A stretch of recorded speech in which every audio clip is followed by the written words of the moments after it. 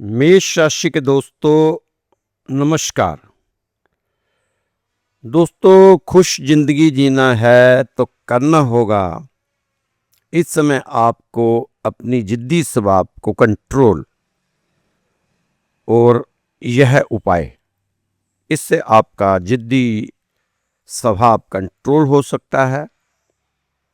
आप मंगलवार को हरी मूंग की दाल रात को भिगोकर बुधवार को सुबह पक्षियों को डालें। ये छोटा सा उपाय है, आप देखेंगे आपके स्वभाव में कैसे बदलाव आता है।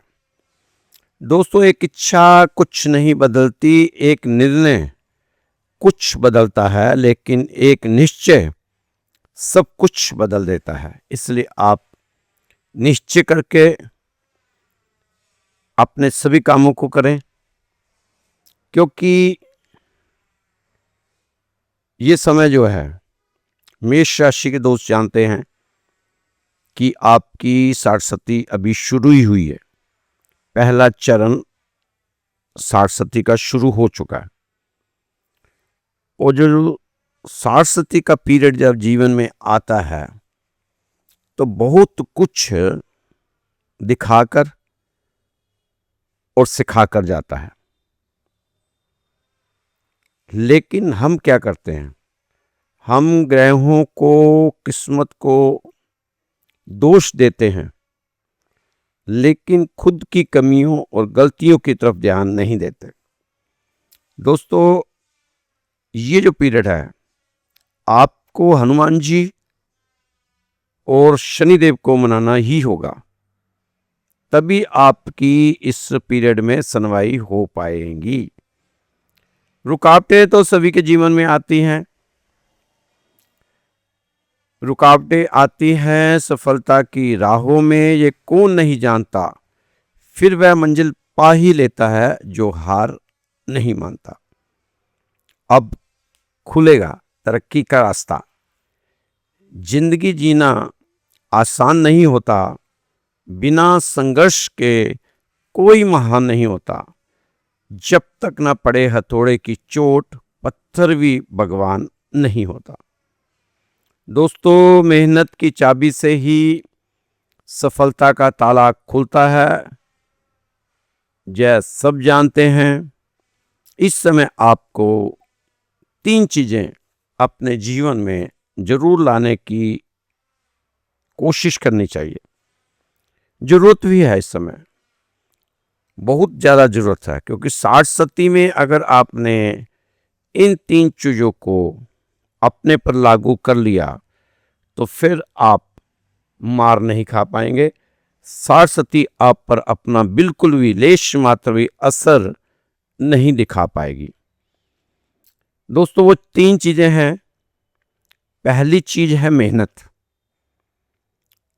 दूसरी चीज है ईमानदारी, और तीसरी चीज है लगन। ये 3 चीजें आपको अपने जीवन में लागू करनी होगी। दोस्तों, नाकामयाब लोग दुनिया के डर से अपने फैसले बदल देते हैं, और कामयाब लोग अपने फैसलों से दुनिया ही बदल देते हैं। अब आपने तय करना है कि अब कौन सी कैटेगरी में आते हैं। दोस्तों, घर के देवता को खुश रखा करो। पहले कुल देवता, फिर माता पिता। अगर खुश हैं तो आपका जीवन खुशहाल बनता चला जाएगा। यदि आपका कोई सपना है तो इस समय आप बैठे मत रहिए ये सोच के कि मेरी तो साढ़सती है, साढ़सती के बाद देखेंगे। नहीं, यह विश्वास करने के लिए साहस जुटाएं कि आप सफल होंगे, हो सकते हैं। इसे साकार करने में कोई कसर ना छोड़ें। इस समय जितनी ज़्यादा मेहनत करेंगे उतना ही आप आगे बढ़ते चले जाएंगे।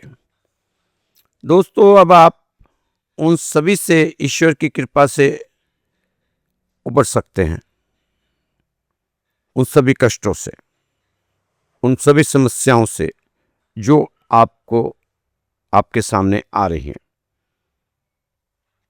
जीवन के सभी क्षेत्रों में संतुलन स्थापित करते जाएंगे और आगे बढ़ते जाएंगे। वाणी पर संयम रखिए। मतलबी लोगों से दूर रहने का प्रयास आपको फायदा पहुंचा सकता है। ये आपके साठ सती का बहुत बेहतरीन उपाय है, इसे अपनाएं। दोस्तों, आप देख नहीं पा रहे, इसका अर्थ यह नहीं है कि कुछ हो नहीं रहा। वो परम सत्ता बड़े ही सूक्ष्म स्तर पर काम कर रही है आपके लिए।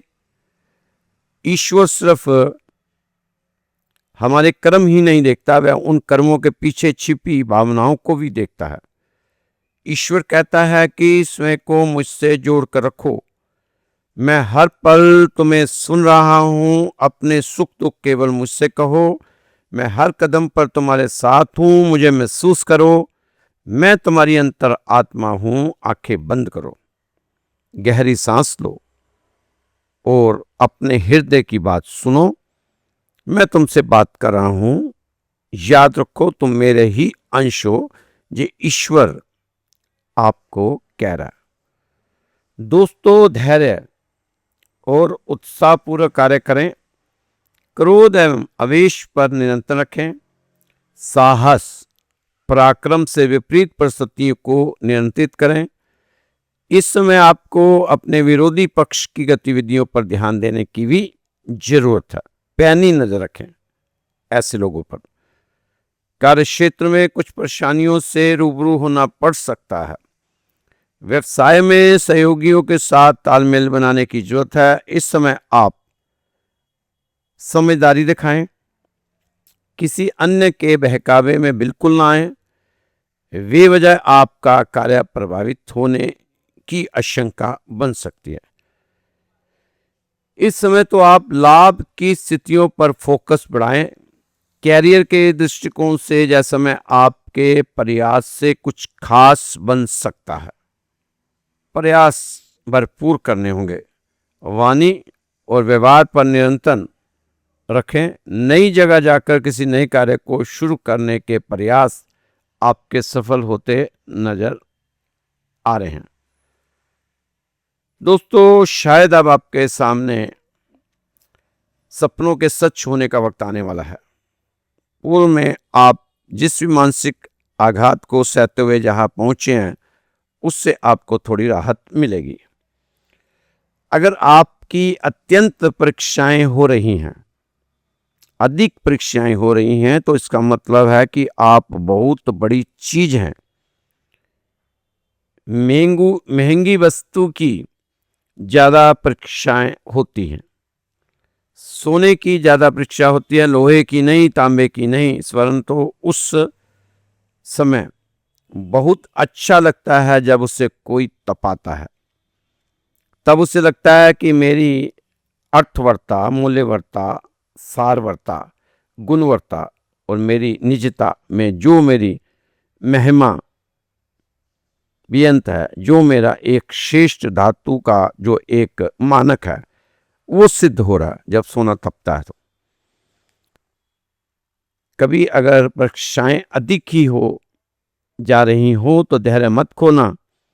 आपके धैर्य की परीक्षा संयम की, आपके विश्वास की परीक्षा है, आपकी आस्था की परीक्षा है।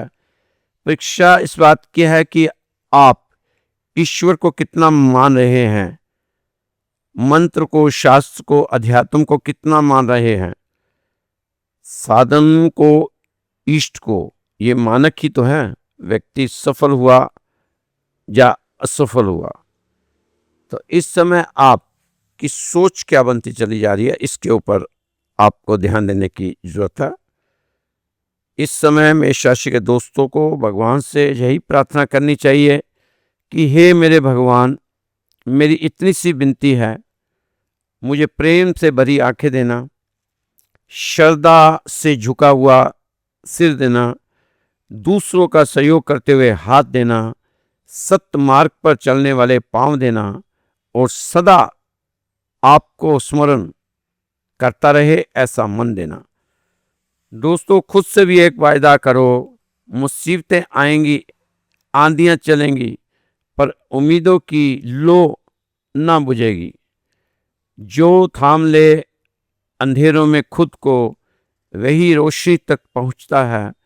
हर गिरावट एक इशारा है कि अब उड़ान और ऊंची होगी। बस यकीन सच्चा रखना अपने दिल पर, मैं नहीं रुकूंगा, यह वादा करना खुद से। तो दोस्तों, चलते रहें। जीवन में परेशानियां चाहे कितनी भी हो, चिंता करने से बड़ी हो जाती है, खामोश होने से कम हो जाती है, सब्र करने से खत्म हो जाती है, प्रार्थना करने से हल हो जाती है, अच्छे कर्म करने से दोबारा नहीं आती। यह है मोटा मोटा गणित आज के युग में। कोई नहीं बढ़ाता किसी दूसरों के हौसले। वक्त खराब हो तो लोग बढ़ा देते हैं फासले। धीरे चलो लेकिन रोज चलो, रुकना नहीं, थकना नहीं। एक दिन में कोई भी संघर्ष खत्म होने वाला नहीं, लेकिन एक दिन जरूर होगा। जिंदगी जीने के लिए सांस ही जरूरी नहीं, बल्कि जीने की एक उम्मीद भी जरूरी है। हर दिन एक सा हो ऐसा कभी नहीं होगा। उतार चढ़ाव जरूरी है, यही जीवन है। जीवन में खुद को हर कठोर परिस्थिति में संभालना आना चाहिए। स्वयं से वार्तालाप करना आना चाहिए। खुद को हमेशा खुद ही तसल्ली देना आना चाहिए। आज या कल कभी भी जीवन में छोटी बड़ी परेशानी अगर होती है तो आप सोशल मीडिया से दूर होकर कुछ समय स्वयं से बात कर लिया करें, सुकून मिलेगा। दोस्तों, ये सब किया धरा हमारे द्वारा ही हुआ है। इसी में किसी का दोष नहीं है, ना किसी ग्रह का, ना किसी इंसान का। इसके दस्तावेज हो या सुख की वसीयत, ध्यान से देखोगे तो नीचे खुद के ही हस्ताक्षर मिलेंगे। दोस्तों, आप हमेशा ही अगर कुछ नुकसान होता है या आपका काम नहीं बनता तो आप ग्रहों को बदनाम करते हैं कि शनि के कारण हुआ, मंगल के कारण हुआ, ये राहु के कारण हुआ। राहु बेचारा फ्री में बदनाम होता चला गया, जिससे मिलकर समस्याएं आदि हो जाएं और मनोबल दोगुना हो जाए। समझना वो ईश्वर प्रेमी है, जो आपकी बात सुने और आपको समझे, वो भी ईश्वर प्रेमी है। जिससे मिलकर आपका जीवन सुंदर हो जाए और आपकी हर समस्या का समाधान हो जाए, तो वो ईश्वर प्रेमी है। जो आपको मजबूत बनाए और आपकी आत्मविश्वास को बढ़ाए, जो आपके साथ हर मुश्किल का सामना करे, वो ईश्वर के अपने हिस्से का अच्छा कर्म करते चलिए। फल ऊपर वाला अवश्य ही देगा, क्योंकि कर्म का अधिकार आपके पास है, फल का अधिकार भगवान ने अपने पास रखा है। महाभारत में कृष्ण जी ने अर्जुन से भी यही कहा था कि तुम कर्म करो, फल का अधिकार मेरे पास है, मैं जो करूँगा अच्छा ही करूँगा।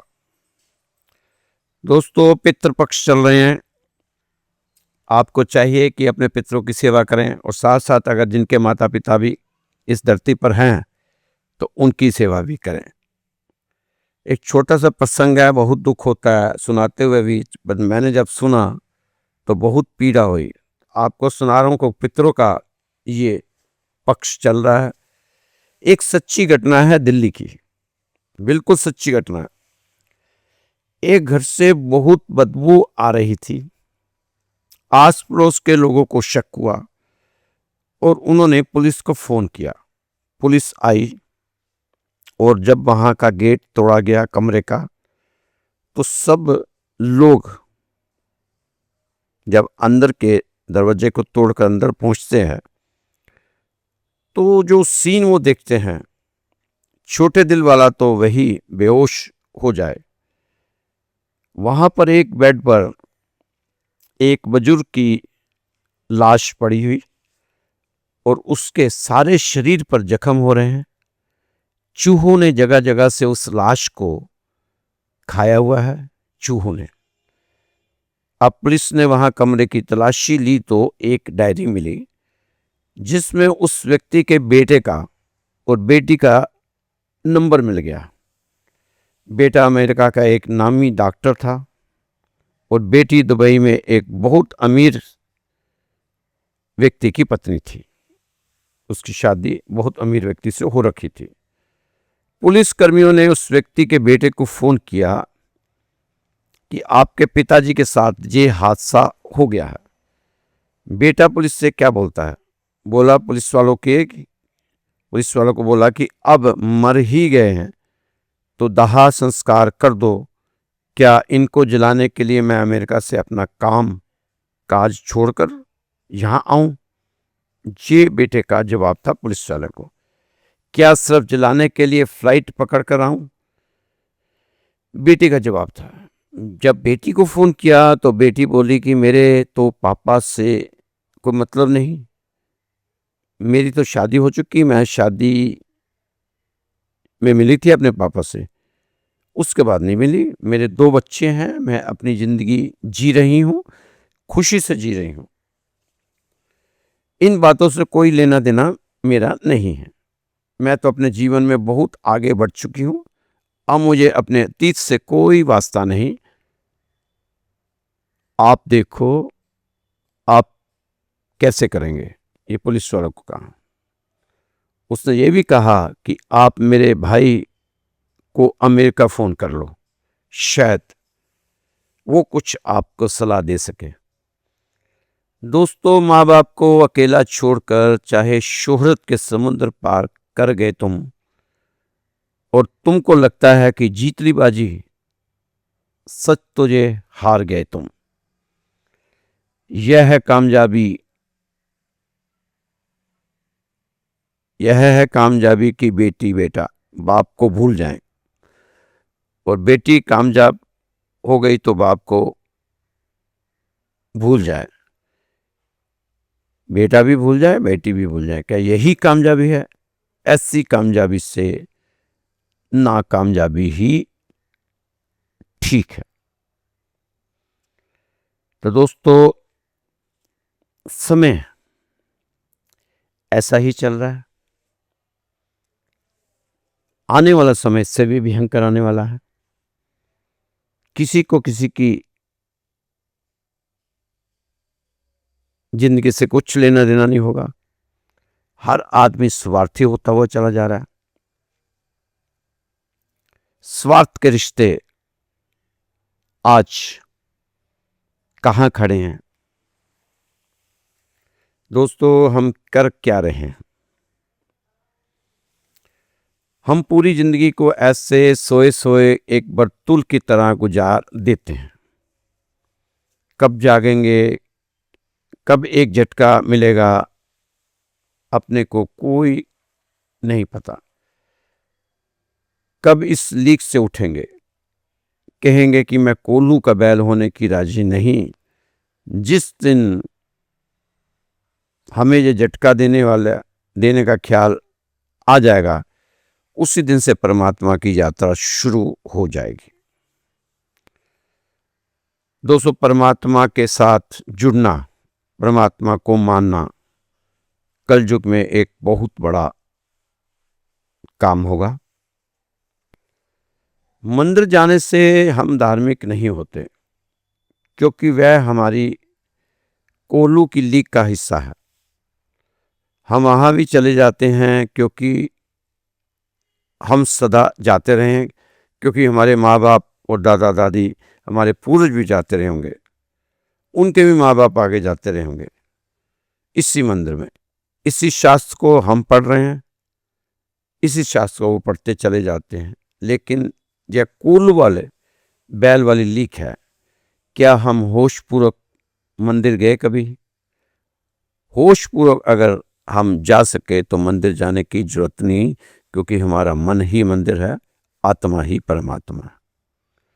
अगर आप मंदिर जाओ तो होशपूर्वक जाओ, वहाँ बैठो, हनुमान चालीसा पढ़ो। मेष राशि वालों के लिए मंदिर में बैठकर हनुमान चालीसा पढ़ना बहुत ज़्यादा फायदा देने वाला सौदा है। दोस्तों, एक बंधी हुई लीक पर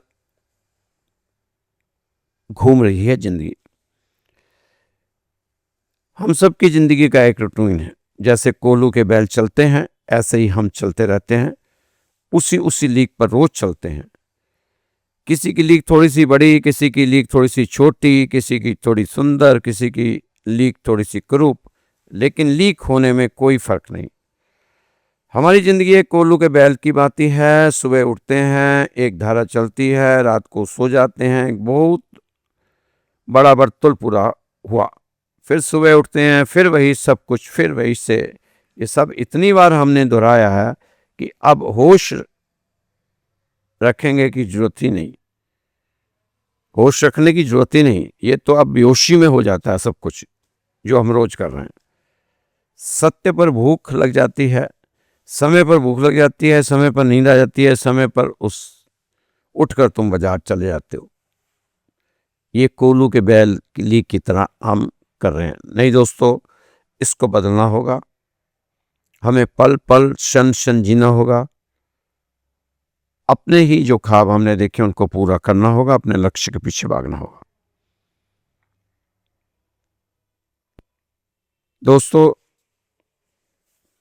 जिंदगी बहुत ही कठिन और विकट है।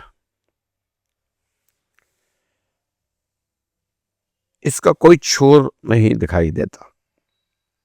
क्या करें, कैसे करें, कहां जाएं, इस समय मेष राशि वालों के लिए भी दुविधा बनी हुई है। लेकिन दोस्तों, इस समय जो चल रहा है, आपके पास अभी भी 8-9 दिन है। इन 8-9 दिनों में अपने पितरों को खुश कर लें। ज्यादा से ज्यादा ओम नमो वासुदेव भगवते नमः का पाठ करो। ये विष्णु का मंत्र है। गीता का 7वां अध्याय का पाठ करो। सूरज को जल दो, पितरों को तर्पण करो। हमारे मंदिर में, श्री राधेश्याम मंदिर में, लगातार सुबह 5 बजे से लेकर शाम को 9 बजे तक ये मंत्र का जाप होता है। और दिन में 11:30 से 12:30 पितरों की पूजा होती है। जितने पितरों की हमारे पास लिस्ट आई है उनकी पूजा होती है। फिर उनके नाम वहाँ मंदिर में रखे हुए हैं। और सारा दिन जब मंत्र होते हैं तो शाम को इन मंत्रों को डिवाइड कर दिया जाता है इन पुण्य आत्माओं को, भगवान को साक्षी मानकर। तो दोस्तों, अगर आप भी अपने पितरों की शांति के लिए पूजा पाठ कराना चाहते हैं तो हमारे मंदिर में पूजा पाठ चल रहा है। आपको कुछ नहीं करना, कोई आपका पैसा खर्च नहीं होना, सब काम फ्री में होगा। कल भी बताया था, रोज रोज बताऊंगा। जो लोग नए जुड़ रहे हैं वो सुन सकेंगे। आपने भेजना क्या है? अपना नाम, अपना गोत्र और स्थान, ये 3 चीजें आपने भेजनी है। और साथ में अपने पितरों के नाम जिनकी आप शांति के लिए पाठ पूजा कराना चाहते हैं। तो ये चीजें मेरे को व्हाट्सएप पर आप भेज सकते हैं। उसके बाद पूजा तो हमारे मंदिर में चल ही रही है, लगातार चल रही है। कई लोग आ भी रहे हैं, इस पूजा में शामिल भी हो रहे हैं। लेकिन सबसे बड़ी बात है कि आपको 1 रुपया भी लगाना नहीं है। इस पूजा में फ्री में आपके पितरों के नाम की पूजा चल रही है। पूजा हमेशा पितरों के नाम की करो तो 3 जगह होती है, या तो गौशाला, या गंगा का किनारा, या फिर पवित्र मंदिर जहाँ पर सत्संग कीर्तन होता रहता हो। तो हमारे मंदिर में 7 तारीख से लेकर 21 सितंबर तक चलेगी ये पूजा। आप इसका हिस्सा बन सकते हैं। मेरा व्हाट्सएप नोट कर लीजिए आप। WhatsApp number 9315336907। ये मेरा व्हाट्सएप नंबर है। इस समय आप श्री राधेश्याम मंदिर का चैनल, उस के द्वारा राशि सुन रहे हैं। दोस्तों, पितरों की पूजा बहुत जरूरी है। पूछो उनसे जिनके माँ बाप नहीं हैं दुनिया में। वह इंसान सबसे गरीब है जिसके माँ बाप नहीं, वह लवारिस है, यतीम है। गुरुओं के पास 500-500 किलोमीटर की यात्रा कर सकते हैं तीर्थों पर, बसों में लंबी लंबी यात्रा कर सकते हैं, पर एक 100 गज के मकान में अपने कमरे से माँ बाप के कमरे तक की ये 10 गज की दूरी हमसे मापी नहीं जा सकती। वे तरस जाते हैं माँ बाप कि हमारे बच्चे हमारे पास आए, कि मेरा बच्चा मेरी आंखों का तारा, जग में मुझसे जो है सबसे प्यारा, वो मेरे पास बैठे, मुझसे बात करे, अपना सुख दुख बताए, मेरा सुख दुख सुने। पर वह बच्चा अब बाप बन चुका है और उसने अपने गुरुओं को ही अपना बाप बना लिया है। असली गुरुओं को